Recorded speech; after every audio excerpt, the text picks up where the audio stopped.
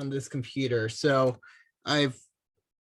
everything should be done for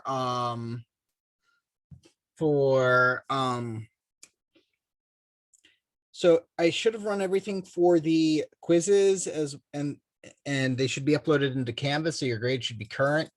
Also, if you want an idea, I was kind of just looking through stuff. You know, I like video games, and you know, if the video games have like some code in it that's readable, I like to do that. So if you like video games, but don't like necessarily want to make a video game, but you have like a favorite game, you could think about making a mod for the video game as your final project.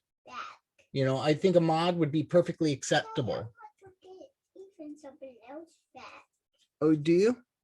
Yes, because I pooped in the potty. Yes, you did poop in the potty. Very good, Laser. Just announce that to the class, Annie. You have the power to mute your own mic. You did that to yourself. I do, but I'm trying to lecture here. Laser, come here.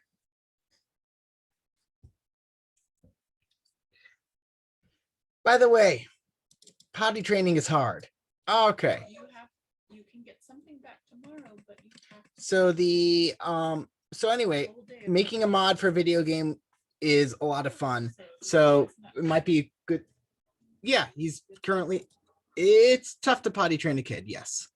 So let's go ahead and talk about functions today. So here I'm going to talk about some advanced features in programming languages in general, and then also specifically how they are implemented in Python.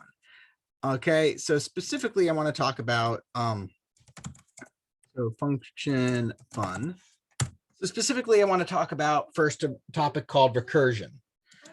So function, but to get into that, I want to get into details about what you can do in Python with functions in general and how strong they are. So for instance, let's go ahead and make a function called double x.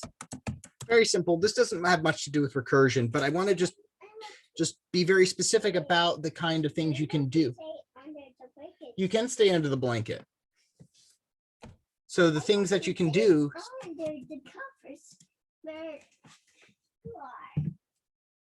Well, go and get under the covers then. I'm trying to teach my class. All right, so I've created a function called def double, and what I'm going to do over here is I'm going to return twice what it is. Okay. So this isn't really we'll get into recursion, which is basically functions calling itself to do its job. So this doesn't really have much to do with that right now, but I just wanted to kind of just make sure we're all on the same page. Here's a function, takes in something called x, returns twice x, which we'll do. So if we do double 7, it will give us 14. All right. So now and if I call double 15, it will give me that. And of course, you know, there's nothing stopping me from calling things like this, double, right? Have a function calling a function, right? Because double resolves into 30, and then the 30 will resolve into 60. Everybody following there? Right, so you can have functions that, you know, that take in other functions as arguments. This is not recursion, it's just very useful to be able to do. Now in Python though, everything is a first class citizen in terms of like being able to be assigned to variables. So there's nothing, for instance, stopping me from basically saying f is equal to double, which seems weird. Okay. And then if I print f, it tells me function double at 0x, which means that this is a number and it's going to be in hexadecimal format. That's what 0x means. So like, for instance, if I say 0x 93, that's hexadecimal for 147. Here's one I do know off the top of my head, 255. Right, hexadecimal, where basically you And hexadecimal, all that means is that you've got your standard digits, but then you also have A, B, C, D, E, F, G, sorry, E, F. So you have 0, 1, 2, 3, 4, 5, 6, 8, 7, 8, 9, and then you have A for 10, B for 11, C for 12, and so on and so forth. So, and this is useful for basically for bits, and for representing bytes. So, but anyway, we've got this function here saying it's stored at a memory location. Nothing too exciting there. But then now that I've got, say, that f is equal to double, I can say print f of 15, which means that I've got 30. So you can just rename functions like that, right? You can like create a function and store it in a variable, and then you can call it. This is just basically saying, hey, the function at double that's being referred to, the function that is being stored in the name double, I can store it in the name. I'm going to also store that in F. This is highly unusual to do. You're not going to really do this. This isn't going to be on the final. Why am I covering this? Why are we doing anything? Why are we even here in general, right? We're getting a bit too existential. Let's bring it back. Okay, so why am I covering this? Because these are really powerful tools that I want you to know and can make your code a very much shorter, a lot shorter. So let's go ahead and do, and all this comes down to is that also you can, so let's go ahead and say f is equal to double. What it comes down to is that there's an extremely powerful built-in function in Python, possibly one of the most powerful ones, which is called map. Now, to do that, we're going to need a list to work on that. So let's go ahead and say our list L is equal to well, I'm going to be lazy and I'm going to generate all the numbers. I'm going to get it from a range. 0, 1, 100, and so all the numbers from 0 up to, but not including 100, right? That's going to be stored in L. Print L for us. All right. Now let's go ahead and say I wanted to write a very simple function. Okay. A very simple function, which was given this list L, I'd like you to double everything in this list. So the list would then become 0, 2, 4, 6, 8, 10, right? We're not creating a new list, but basically we are updating the list and replacing every value in it with that. I mean, we could create a new list. Why not? Let's just go ahead and do it like that. So let's create a function def double list takes in a list called X, S, L, and then am I on it? Oh, get the keyboard off of it. All right, so return. So what I would need to do is say output is equal to an empty list, and now for item in L, output dot append, right, L, not L, item times 2, because I'd like to have twice, and then we'll return output. And so print L, now print double list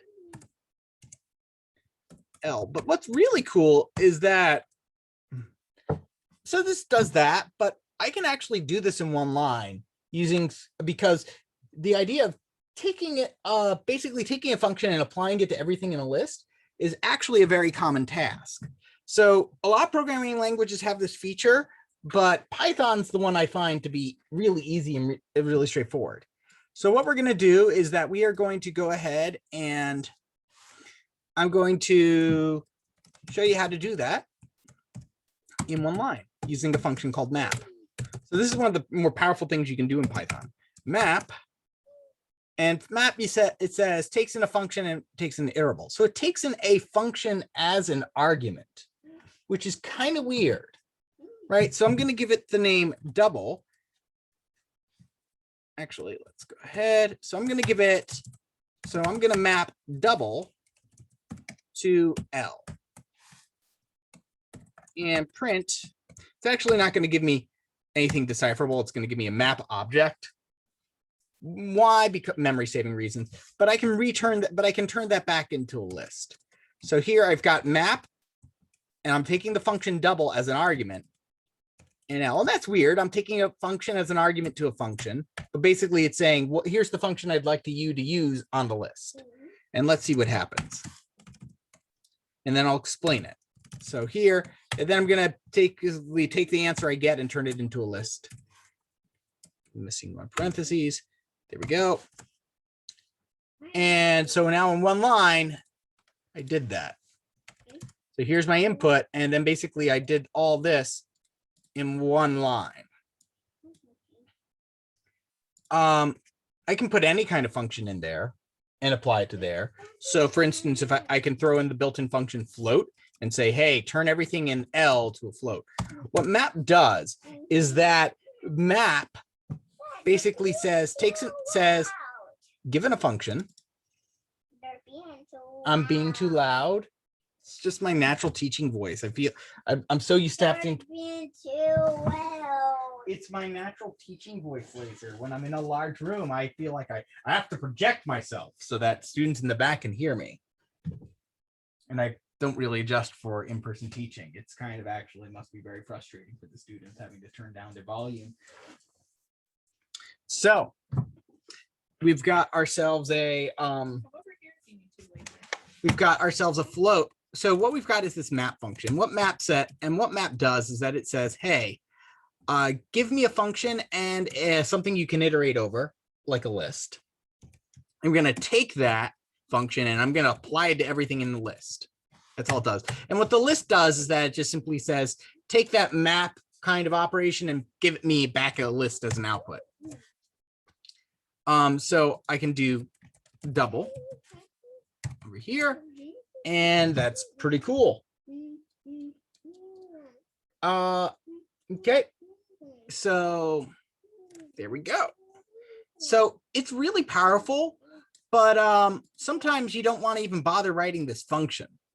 So what you can do is something called the Lambda expression. This is something else you can do here. And this one you might want to look up a bit, which simply says, and what this is basically, it's a anonymous function. Basically, this is a function with no name, much like this is a literal, the number 5, but it has no name. So lambda x is equal to, so lambda given x, I want you to give me, if you give me x, I'll give you back 2x. That's how you read this. And so now what I can do is that basically I can, I can basically nullify this entire thing. So yeah, that does all that in one line. Lambda expressions are really powerful. I mean, if you really wanted to be obnoxious, you could also you can take this and it's a function. So I can store it in a list. Then say, call that on that. The point I'm trying to say is that functions are really versatile and you can play around with them and do weird things with them. So in Python, especially, you can do things. What you can do in other languages besides Python is a technique called recursion. Lambda. And Lambda, again, this is not on the exam. There's way more to go into it about it, but it ends up being one of those advanced things. It's more of those things that's like, I didn't know it until somebody showed me. And if you want to go and look it up, it can be really cool, but it doesn't do anything you can't do by writing a function instead. And sometimes it's just easier to write a function because it's easier to read. But recursion now, recursion's a different beast. So let's talk about. Oh, so again, what a lambda is just you simply say lambda to start saying a lambda expression. Then you have a colon, and on each side of the colon is your inputs and your output. Your input for the lambda is x in this case, and it's saying just give me 2. It's saying if you give me x, I give you 2x back. You can take in more variables, I think, but honestly, at that point, just write a function. You know, don't try to do everything in all in one-liners like I've just did, because readability is an important aspect of this. So let's go ahead and start by doing talking about recursion. So again, we can kind of just here I'm going to create a function called fizz. I'm just going to print the word fizz. Right. Not very exciting as far as functions go. And I'm going to do this, and I hate doing this. I'm going to regret doing it. But again, with computers, there's nothing stopping you from doing something insanely stupid like this. I'm going to print fizz, and then I'm going to call fizz, which is insanely dumb because this is going to go on forever.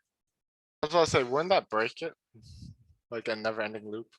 Pretty much, although you will get this point into where we start getting an error called a, which has some really fun syntax in it. Recursion error, maximum recursion def exceeded while pickling an object. Love that, pickling, because Python uses some real weird terminology. Other languages will simply refer to this as a Stack Overflow error, hence the name Stack Overflow. And what's going on here is that basically we recurse too deep. What is so what is recursion? Recursion is a technique that I just kind of applied incorrectly here to basically show you that, hey, we've got a that you can do something crazy like having a function call itself. Now we see this a lot in mathematics, actually. We see this now what I'm going to show you is actually what we'll learn, or what you'll eventually learn, is terrible for runtime performance. It's super slow with the way of doing it, but with it being a mathematical kind of solution, mathematical equation, and it's kind of catchy, it's very useful. So let's talk about the Fibonacci sequence, which is a recursive sequence. So does anybody know what the Fibonacci sequence is? Or want to volunteer that? Is it like that? It's like triangle of like numbers. No, that's Pascal's triangle. That is Pascal's okay. triangle. Yeah, I think Fibonacci is like every number is like the sum of the previous numbers. Yes, yeah, that's pretty much it, right? Kevin and Keon both have it, which is that it is a sequence of numbers that basically the next item in the sequence is the previous two items in the sequence. So we see that with, so here's typically we use, and depends on who you ask as to who we start with. Some people say we start with 0 and 1. Other people say we start with 1, 1. Other people say we'll start with 1 and 2. Those all end up being the same. I'm just going to do 1, 1 for simplicity. 1, 1, 2, 3, 5. So the next one would be 8, because 3 plus 5 is 8. The next number in the sequence would be 5 plus 8 is 13. The next one in the sequence would be 8 plus 13 is 21. The next one in the sequence would be 13 plus 21 is 34, right? So we got this just by simply starting with two numbers, right? We have 1 and 1. The 1 and 1 is 2. 1 and 2 is 3. 2 and 3 is 5. 3 and 5 is 8. That's how we get this. You just start out with two numbers and you start growing forever. It goes for as long as you want. So this is the Fibonacci sequence, and there's all sorts of exciting things about it, like you can map it to golden ratios and stuff, and there's all sorts of things about it. But for right now, what's important is like we can define this mathematically. We can say that we can say f sub n in terms of, or I'll use this, the nth plus 1 Fibonacci number, right? The nth plus 1 Fibonacci number, so the next number in the Fibonacci sequence, is equal to the the nth Fibonacci number plus the n minus 1 Fibonacci number.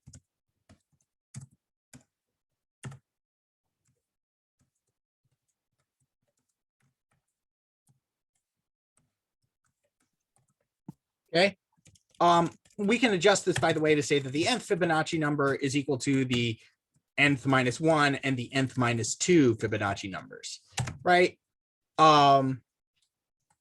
Although, again, the issue here is that, like, you need kind of a stopping point you need what's called, all recursive functions and all recursive definitions have what we call base case, which is basically the part of it that's simple enough to just give you an answer. So we kind of say this is that the Fibonacci sequence is the nth Fibonacci number is equal to this, comma, if n is equal to 1 or n is equal to 2, right? So in other words, so what do I mean by that? Well, if the first two Fibonacci numbers, right? This is Fibonacci number 1, this is Fibonacci number 2, Fibonacci number 3, 4, 5, right? So this is like the first number in the sequence, second number in the sequence, third number, fourth number, fifth number, right? Although for computer scientists, we might say it's the 0th number in the sequence, right? Whatever, it doesn't really matter whether we start from 0. I'm going to start from 0 just for simplicity's sake. Nah, why confuse you more? 1. So if we've got the nth Fibonacci, again, it doesn't matter, 1 or 2. So Fibonacci number, the nth Fibonacci number is equal to the, let's go ahead and see this. So let me move this down over here.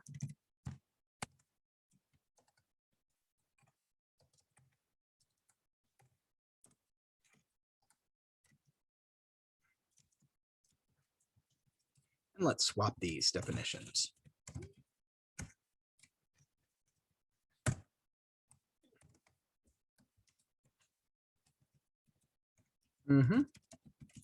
Yep. I'm just swapping these to make it try to make more sense. So their Fibonacci number is 1. So the nth Fibonacci number is 1 if n is 1 or 2. Otherwise, it's the nth minus 1 Fibonacci number. It's the sum of the two previous numbers. Otherwise, make sense to everybody?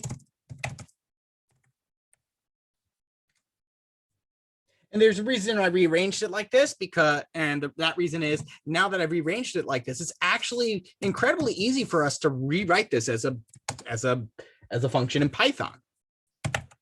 Def of fib n. So given the nth Fibonacci, so given n, give me the nth Fibonacci number. Well, if n is equal to 1, I can just copy this thing we wrote over here and just add some extra equal signs in, right? So if n is equal to 1 or n is equal to 2, right? What Fibonacci number is that?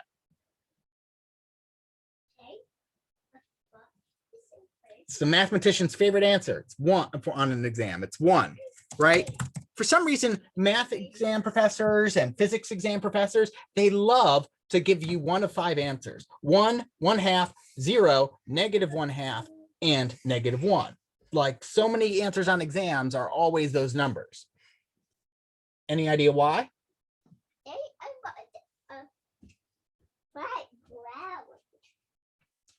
Not trick questions, because they're easy to grade. It's very easy to see if somebody's got the right answer if it's just like, if I'm just looking for 1 or -1, you know? Not trying to trick you. It's all about trying to make the job easier for themselves when they've got to grade 500 students. So if n is equal to 1 or is n equal to 2, then that's the then it's the first or second Fibonacci number, right? Which is 1. Otherwise, we'll return and we'll return the this recursive definition. It's the fib of n minus 1 plus fib of n minus 2. I want to make a flag ground. You want to make a flag around? A flat. Flat ground. And I don't like. Well, I can do that after class, Laser. So print. So let's try this. Now, this looks like it shouldn't work. It looks like we should get an infinite loop or something, but we can kind of prove it, not necessarily like mathematically and formally, but like looking at it from a mathematical definition or perspective. So let's go with, so the fifth Fibonacci number should be 5. So let's go ahead and check that out. Fib of 5 should give me 5. Okay, and we get 5. If I look for, this would be 6 and 7, right? So our 7th Fibonacci number should be 13.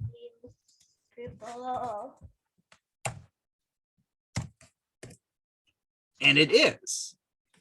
It's kind of crazy that that works, but what's going, so why doesn't it give us an infinite loop like we did when we were doing fizz? And the reason is that basically, so long as, so first off, here's my question. If I gave it fib of -7, would we be getting an infinite loop? Yes. Why? You're correct, but why? I don't know, because I just saw negative. Adding negative means adding. No, you're completely correct. We've got a negative number over here, right? So we've got a negative number over here and we're adding a negative. So what's going to happen? Well, if it's a negative, if the number is, if it's never equal to 1 or 2, we're always going to hit this case, which is either subtract 1 or subtract 2 and call the function. So we would keep going and going and going and going. Yeah, it would just cause it to get larger and larger, and no time at all, we hit the maximum recursion death. And so, okay, we've also got, I'm confused how it knows what n-1 and n-2 would be. Well, we passed in, we pass in n to the function, okay? So it's it kind of relies on you to know that basically that we are copying values. So here we're getting n, say n is 7. Is 7 equal to 1 or 2? No, it's not. And then, so we go to the else condition. So then it says return fib of n-1, which we said was 7. So this will be 6 because it knows what's 7. And then fib of 5. Laser. Laser. I'm teaching. Laser, come here. So we've got fib of n-1 and fib of n-2. So we've got these two. So we've got 6 and 5 over here. So now, so what's going to happen is that if we give it a number that's bigger than 2, by either subtracting 1 or 2 continuously, we're always going to basically 6 will call 5, 7 will call 6 and 5, 6 would call 4 and 5, 5 would call 4 and 3, 4 would call 3 and 2, 2 would stop, and so on and so forth. As soon as it hits stop, as soon as we hit 2 or 1 in that chain, we'd stop. Right? This is missing trait 7. It actually gets much easier if I decide to draw it out, which I will. Right? How does this work? Well, we draw a tree. Assuming I can find where that magic plug I plug everything into is. Aha, here it is. I know, that's me, super organized, right? Connect this. Oh, it was already connected. Well, not plugged in, but the cord was connected. And now where's the pen? Now where's the magical pen of awesomeness? It's right here. Okay, let's go ahead and grab our whiteboard. Why Microsoft Whiteboard? Because I can just draw random stuff on it with a rainbow pen. Super professional, I know, right? This is the real college experience you signed up for here. Okay, so let's go ahead and say we've got our function fib of 5, right? So if we want to figure out what the fifth Fibonacci number is, according to our algorithm, what we're going to do is that we're going to break it up into the fib of 4, the fourth Fibonacci number, plus the third Fibonacci number, right? To calculate the fourth Fibonacci number, what do? To calculate the fourth Fibonacci number, we need to calculate which two Fibonacci numbers? The third and the second. Happy Feet, what's going on?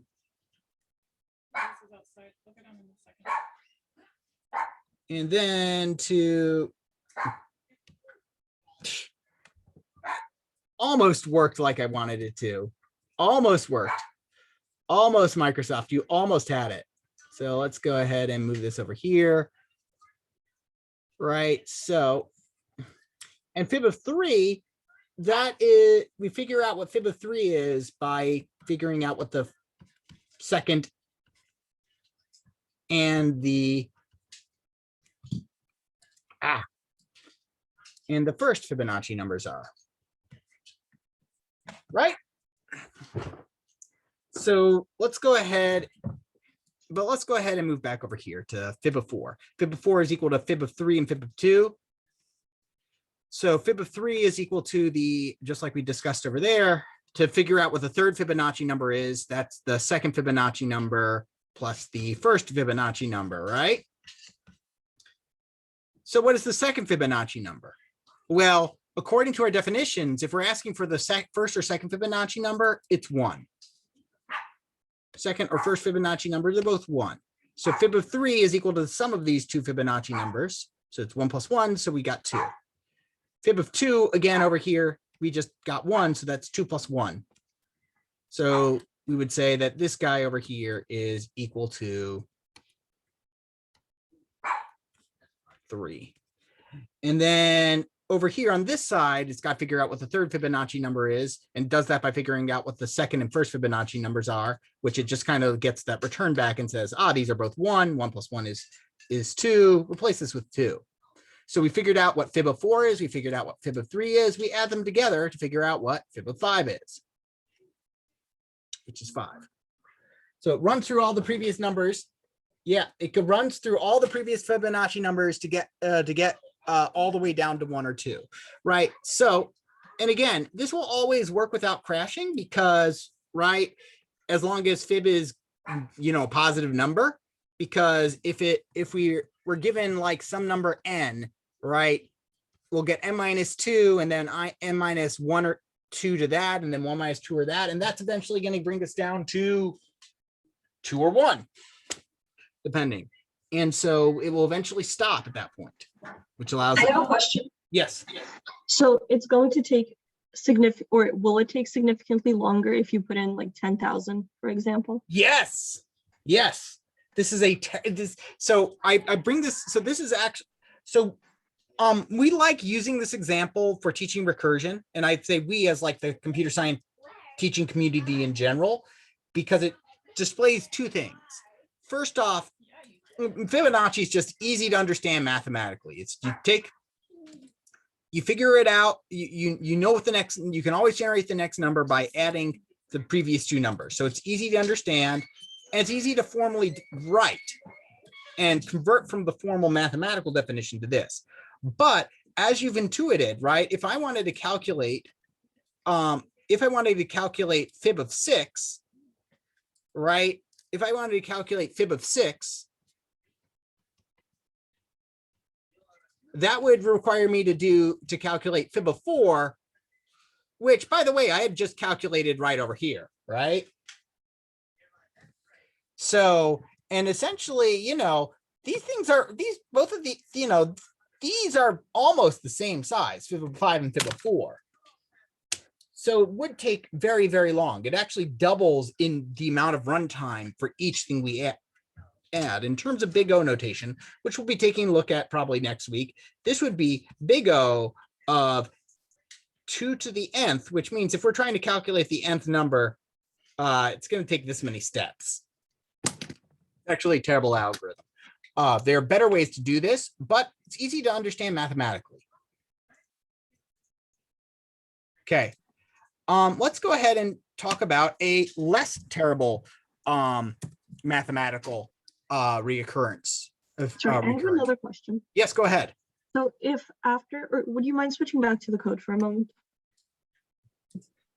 Yes. So, okay, so if you would put a print statement after the else return, if you would want to see like each of the numbers that it's going through, would that work for it to? I mean, what do you want to see? Do you want to see what the current value of n is? I guess I want to see like all of the individual numbers that it's running through. Yep. Get print n. Print n will call the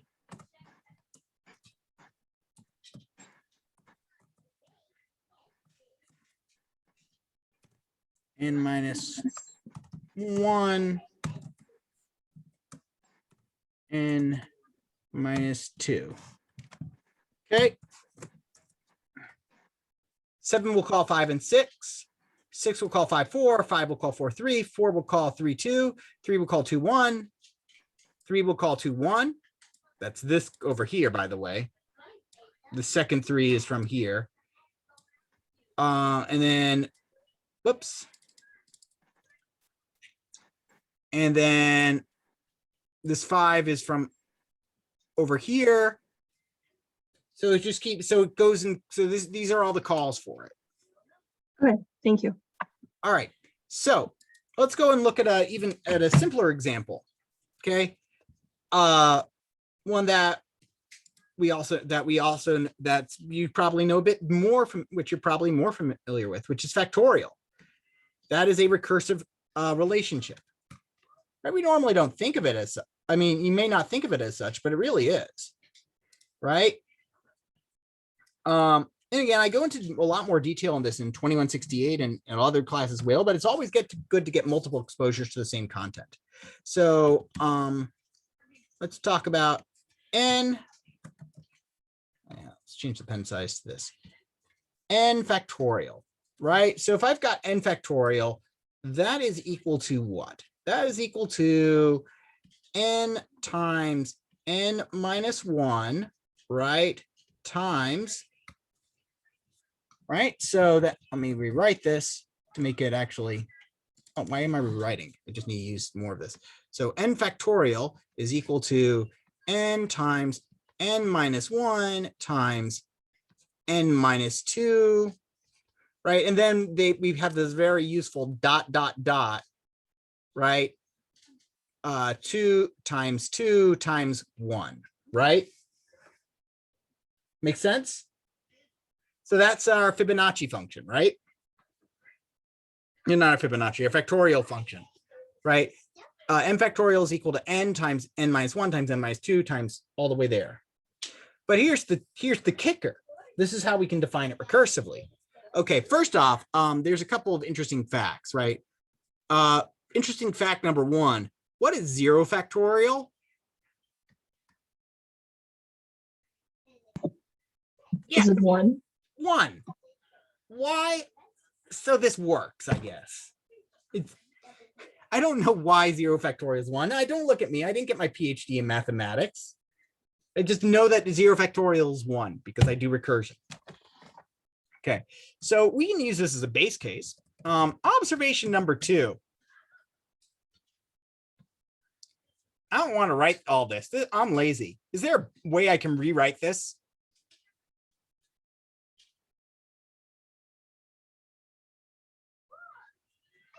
And I'm not thinking product notation.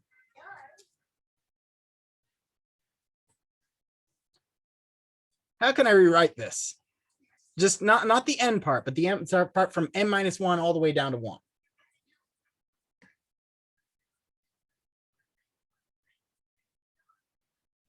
Any takers in chat?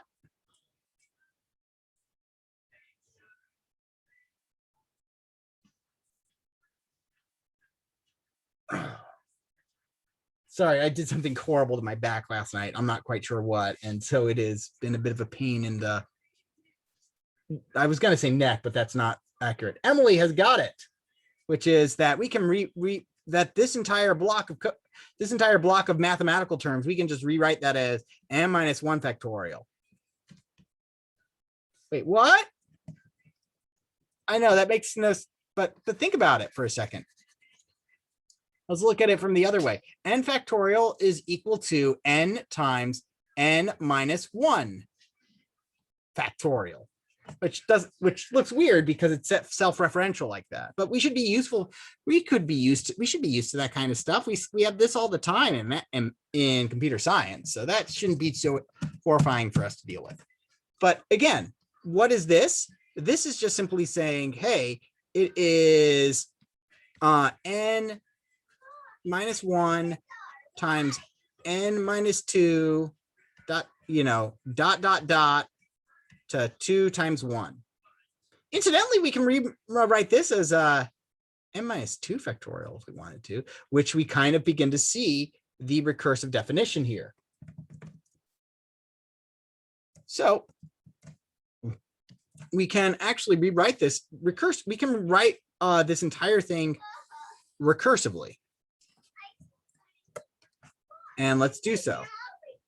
So n factorial is equal to 1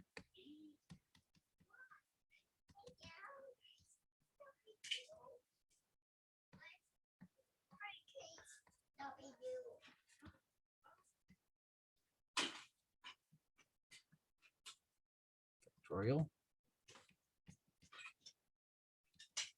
So so long as we hand it a positive number, it's going to be perfectly happy with this. Again, we just hand it, hey, if we hand it a non-negative number. Okay, so we've just defined our factorial. So let's take this mathematical expression and write it up in code. Now, unlike this one doesn't have, unlike the other one, this one doesn't have a terrible runtime. This one's actually got a reasonable runtime because we aren't doing 2 calls in one. I'm going to call it fact for factorial for short, because I can't really use this because that's a symbol that's already been called for. So the n factorial number, so n factorial is equal to, well, if n is equal to 0, return 1, right? 0 factorial is equal to 1. Otherwise, I'm going to just return, else return. Otherwise, our answer is n times factor n minus 1 factorial. So 5 factorial should be 125. I don't know why I know that. Oh, right, because I've done this a lot.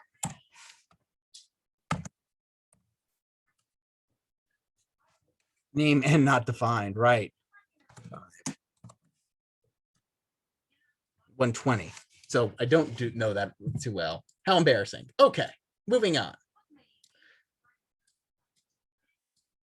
120. So how does it calculate that? Well, okay. Let's draw it out. So what we're doing is that we start with fact 5. And the way recursion works is that you got to understand that it's kind of derives from one of those most precious of programming values that we have. Ingenious laziness. Calculating factorial of 5 factorial, that's such a, here, I'm going to go ahead and instead of doing a function call, I'm just going to write it. Calculating 5 factorial, ugh, that's such a hard problem. I suppose I can make it a bit easier though. After all, I know that 5 factorial is equal to 5 times 4 factorial, right? So what do I need to do now? Oh, I have to calculate 4 factorial. 4 factorial is so hard. Okay, I'm going to calculate 4. Instead, I'm going to calculate 4 times 3 factorial because that's a lot easier to do. But 3 factorial, I don't know what that is off the top of my head. I'm lazy. I skipped that day in math. So, okay. But I do know that that is the same. That is 3 times 2 times 1, which is the same as saying 3 times 2 factorial. 2 factorial. Don't know that either. I guess that's 2 times 1 factorial. What the heck is 1 factorial? I don't know. But it's probably 1 times 0 factorial. Now, 0 factorial, I do in fact know. 0 factorial, I remember because it was weird and it stuck out to me. 0 factorial, for some reason, is 1.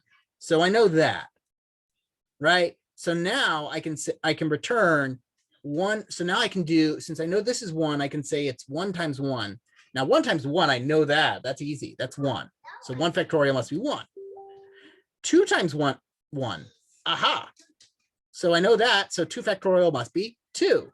Now 3 factorial, that was 3 times 2 factorial, which is 2. So that must be 6. 6 is equal to 4 times.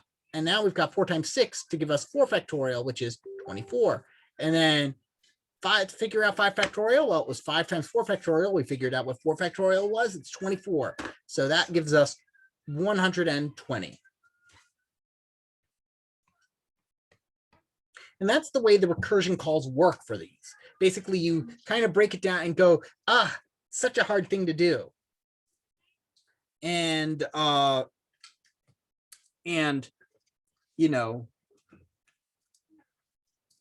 you go, it's such a hard thing to do. Let me figure out what I can right here.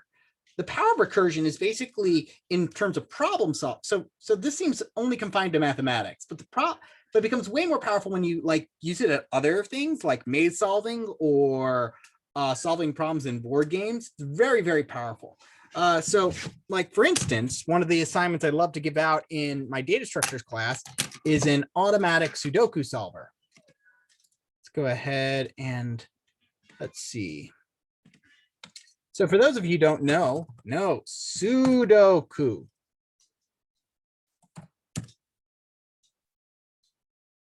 Yep, basically. So let's go to, I go to the New York Times because they have a fairly nice web page. I really like it. So this is Sudoku. Sudoku's got some really, it's a really cool puzzle if you haven't figured it out. Now, if you like logic puzzles, boom, this is where what you want to look at. So Sudoku, what in the world? How in the world do we solve this? Okay, Sudoku basically says, hey, we've got all these numbers here. You got 3 rules that you got to do. Each row, right, going across, it's got to be all the numbers from 1 through 9 exactly once, right? So you got to have, so your rows got to have the numbers 1, 2. See, you can't have 3 there because got it in a row. You've already got 3 here. Same with 4. We can put 5. So we can put 5 here, but then it says it's wrong because we're in conflict with another rule over here. That thing about rows happening only once. Yes to that question in a direct message. The thing about numbers occurring only once in a row, that's also true for applying once in a column, right? Can't have it in a column either. Ugh, fine. Okay. 1, 2. So 6 can't go over there because also we got a column situation. 7's fine though.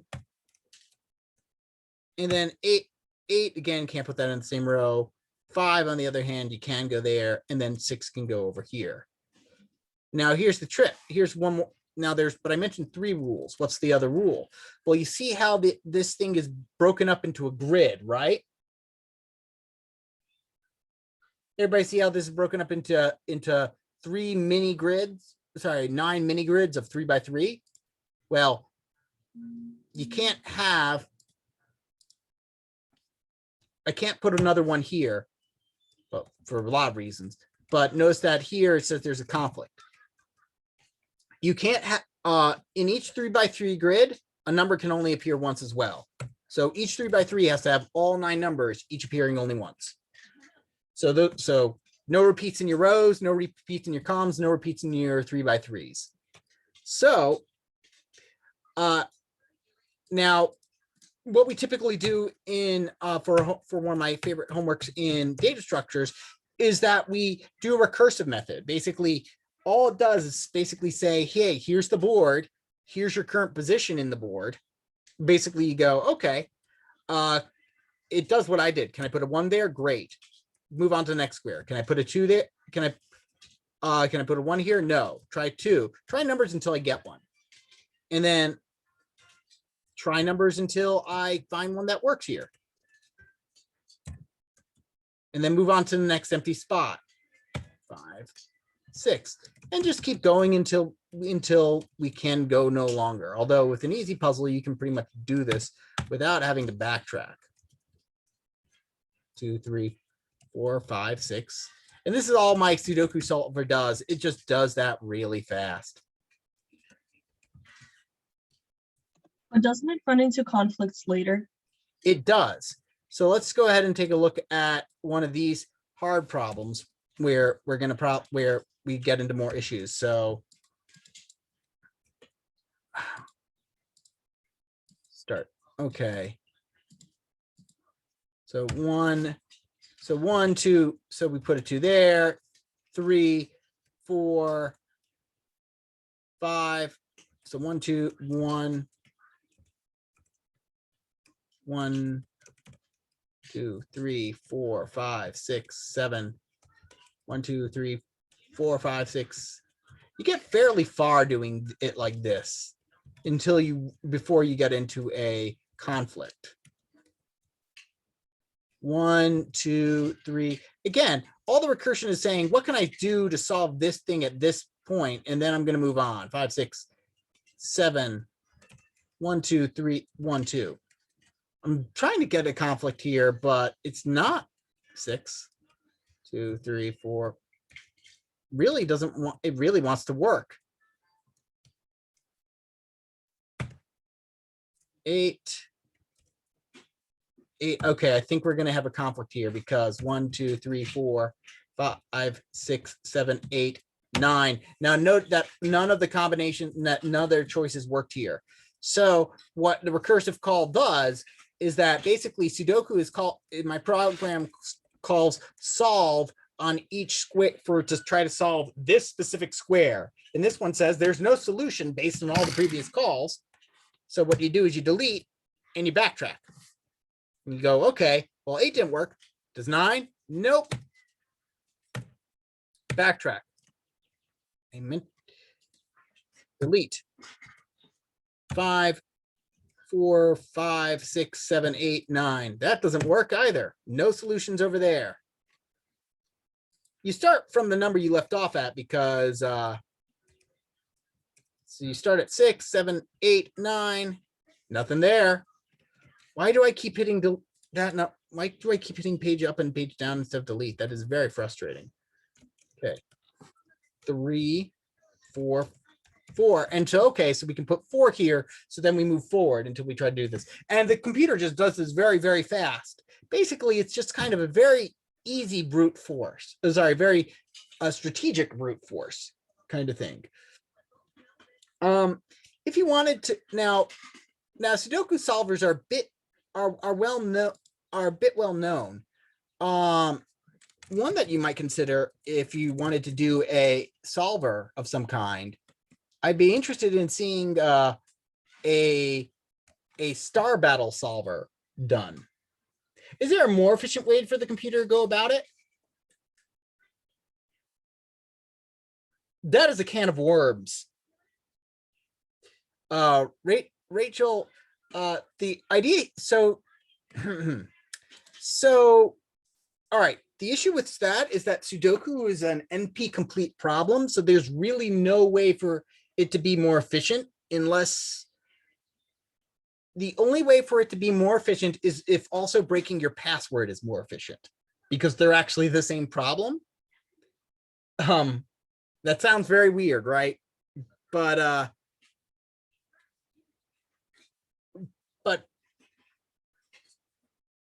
trust me on that one.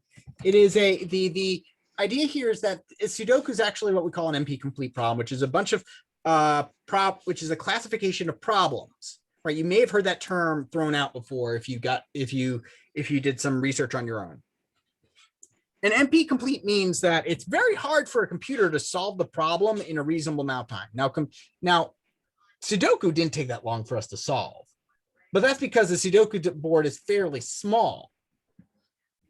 So when I'm talking about it being an NP complete problem, I'm saying, what if the board was somehow bigger, like a 16 by 16, or like our squares, our inner squares went from 3 by 3s to 4 by 4s, or maybe to 5 by 5s and kept going up, or to an arbitrary n by n, right? So we can deal with it because the space is small here, but as it goes up, the problem gets much, much harder. So NP complete problems, back to them, are these class of problems which basically say, as they get bigger, they get really, really, really, really, really, really, really hard for the computer to solve. But a lot easier for us to, but they're easy for us to verify. Like, you hand me a Sudoku puzzle, I'll be able to tell you, hey, that is I can check. Okay, there's no conflicts in the rows, no conflicts in the columns, no conflicts in the 3 by 3s. Very easy for me to check. Okay, but very easy but harder to solve in the first place. So another example of those kind of things, the most classic example is what we call the traveling salesperson problem, which basically says, suppose you're a traveling salesperson, right? Okay, because I guess we're in this age where the internet doesn't exist and you actually have to go and meet people, and but suppose you're a traveling salesperson, right? And you've got your cities A, B, C, D, and E. And as you well know, so these are all, by the way, and these cities are cities you need to go to. And they're all major airport hubs. Now, here's the weird thing about airport hubs, right? If you've done any kind of like trying to figure out what the cheapest flights are, sometimes the cheapest way to get somewhere is like by taking a weird route, or maybe if you're trying to go right, or if you're trying to go from right, you might have a price that's like this, cost you 100 units to get from A to C, but if I were to go from A to B and then B to C, it would only cost me $80, right? So now imagine this for basic lines like this all to all the destinations, and basically saying the traveling salesperson was the cheapest way I can travel to all the cities. And again, easier to verify than it is to solve. I actually have a YouTube playlist with a video on this. Oddly enough, there we go. So let me go ahead and go to YouTube, go to our class YouTube channel. Let's see, and switch to my actual channel as opposed to my personal account, which is because those things get mixed messages all the time. So sure more. There is a playlist here called Worth Watching, which is just videos I find called Worth Watching. This explains this can of worms much more clearly than I can, and they do it with like that really cool like chalkboard kind of animation, and talks about chalkboard stop motion, and talks about like all the different types of problems that exist. Chess, by the way, is outside of this entire thing, because like if you're trying to solve the problem of what's the best move to make in chess, how do you even score that? Right? That's like that's a completely subjective thing to do. Like, what is the best move in chess? I don't know. It's the one that gets you closest to winning. Well, how do you measure that? right? There's entire questions about that. And basically the only way to know that is to basically know all the moves you can ever make in the game. It kind of gets a bit ridiculous. And so there are these kind of problems that are there. And I have some kind of other videos that I occasionally put on that I find on the internet that are worth watching. So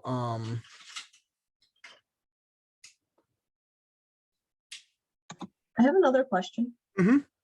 I mean, thank you for that explanation. Sorry, I went off on a tangent, but I also had plenty of time. We also had plenty of time to kill for this class. So No, I enjoyed hearing about it. A friend of mine actually told me about the traveling salesman problem not too long ago, so it was interesting. But would there be a way to get the computer to solve a Sudoku in a more, I guess, in a more human fashion, like the way that you would go about doing it? I don't see why not. But this is certainly, but the recursive backtracking is certainly the easiest way to do it. I find to do it. It's easier in terms of writing the program, or easier in terms of the runtime? Easier in terms of writing the program. I have no idea about like that. I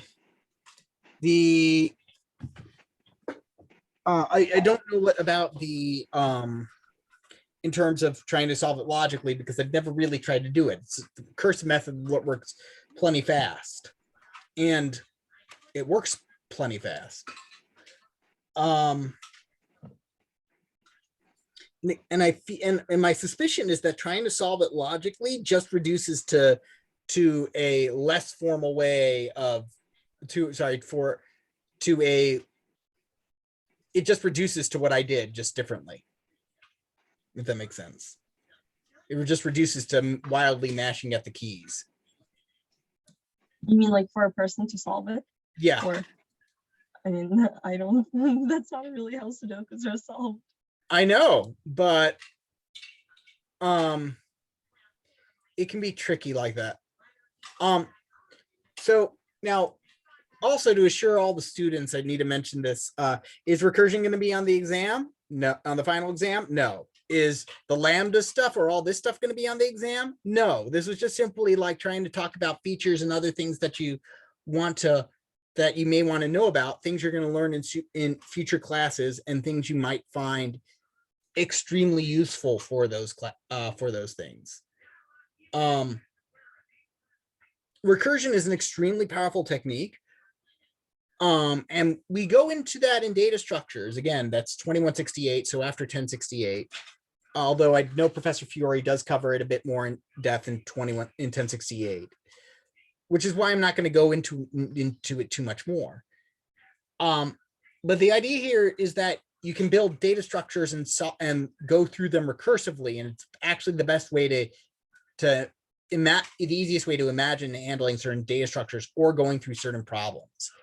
That being said, nothing you write with recursion has to be done with recursion. You can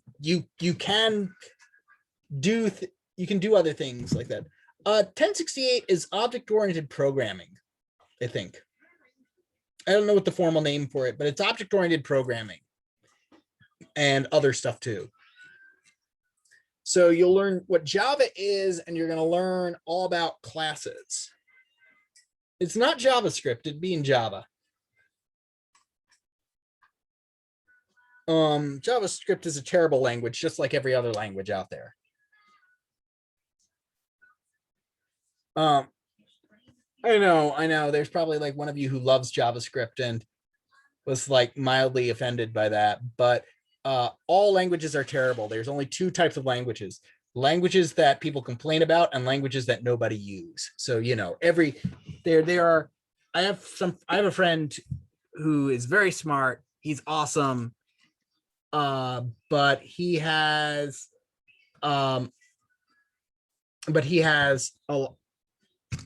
issues. He does not like Python at all. Keon, I was actually anticipating introducing what is an object and a class in Python in the next lecture.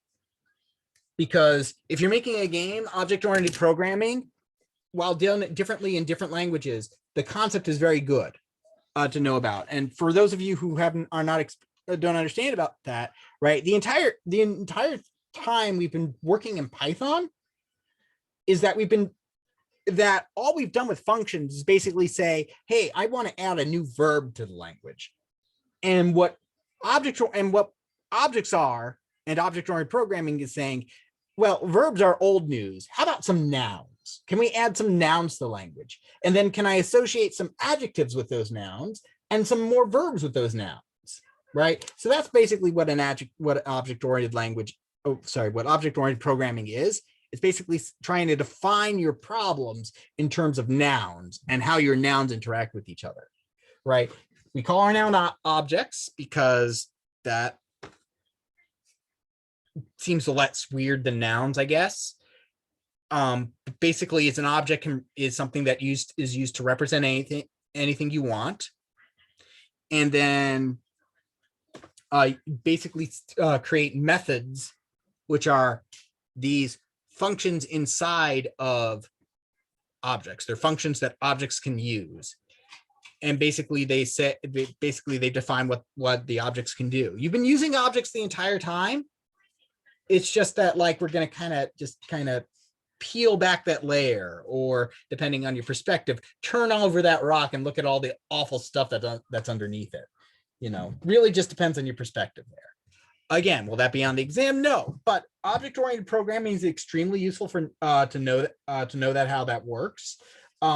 If you watch the Pong videos that are done in Lua, and again, if you're trying to do like something based off of Pong, or I highly recommend, if you're trying to do one of the tracks, I highly recommend you get started with that like soon. Those are like now. They're like 2 weeks worth of work. So, but basically what I'm trying to do is I'm just going to try to introduce more and more programming concepts in class, and then we will review for the final. Yes, the mobile track is definitely intense. But this is why you're graded on the final project for a lot more on the effort you put in and what I see, not necessarily what the final project is, but like what I see that you did. Part of programming is learning that basically what looks easy isn't necessarily easy all the time. And that sometimes that like 90% of the time is taken up by like 10% of the work. It can be very frustrating like that. It's part of a learning experience. Most students do very well on the final project, even if the final project wasn't, awesome or as impressive as they wanted to be, because we really are interested in what did you do? How did you try it? And do these goals align? Some students did very poorly, but most of the students who did very poorly were the ones who weren't communicating with us all semester. And then the ones who basically changed their project idea 5 times up to and including 3 days before the due date, and then tried to turn in basically something they ripped off the internet and I was able to find in 2 minutes of a Google search. I'm not angry about that. No, certainly not.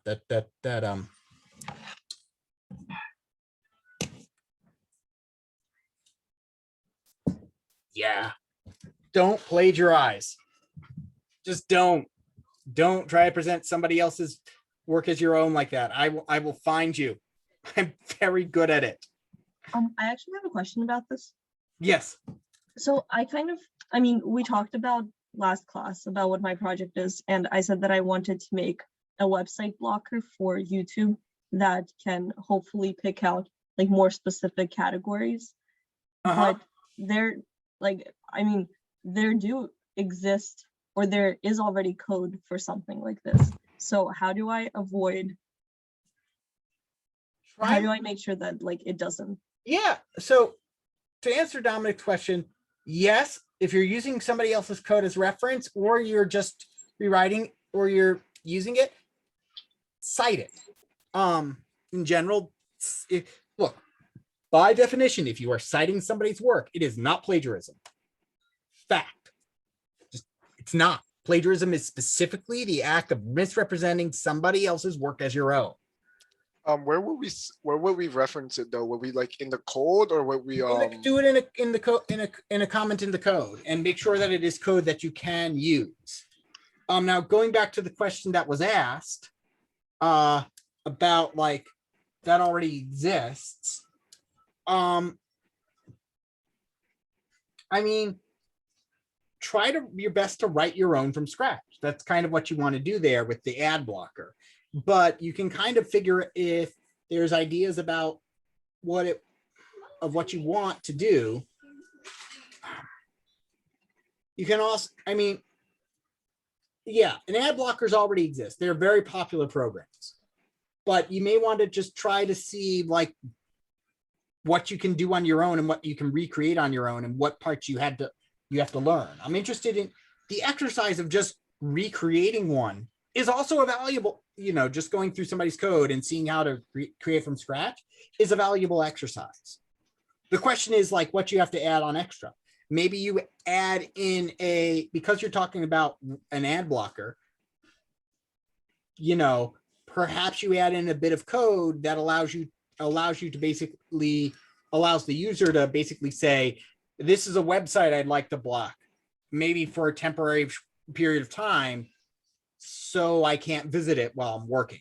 Yeah, that was exactly my idea. So creating the ability to add a temporary blacklist for the user. That's good. Okay, thank you. All right. So with that, I am good for the day. And my kid really wants my attention, so I am going to go ahead and just dismiss the class. All right. Talk to y'all later. Oh, so there's no demoing today?